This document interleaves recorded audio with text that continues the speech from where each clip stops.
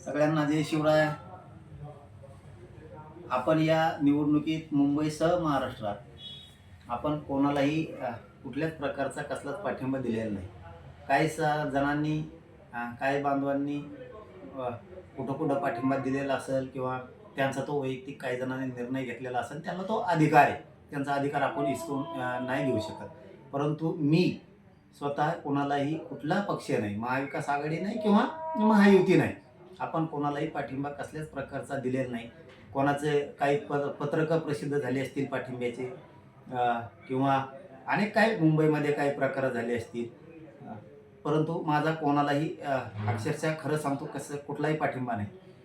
पूर्वीचे कधीचे काळीचे तरी कुठले व्हिडिओ काढलेत आणि त्या माध्यमातून कुठंतरी ते व्हायरल केले जातात, अशी काहीतरी एक माहिती मिळाली. म्हणून एक माझी सगळ्यांना नम्रपणे विनंती आहे की आमचा कोणालाही कसलाही पाठिंबा नाही. कोणाचं काही पत्रक कोणी काढलं असून पाठिंब्याचं, त्या पत्रकाबद्दल सुद्धा ते त्यांचा वैयक्तिक अधिकार आहे, तो त्यांचा वैयक्तिक निर्णय आहे.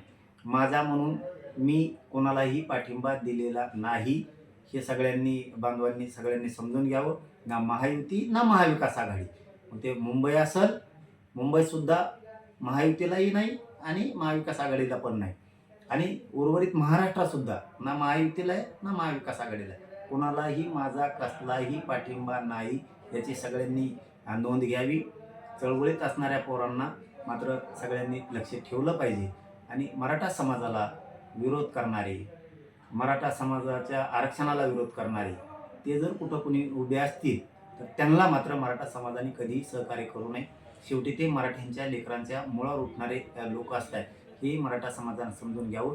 पुन्हा पुन्हा एकदा तेच सांगतो की पूर्वीच्या कधीच्या क्लिप बाहेर काढून ते आता व्हायरल करून पाठिंबा असं जर कोणी म्हणत असेल तर ते चुकीचं आहे.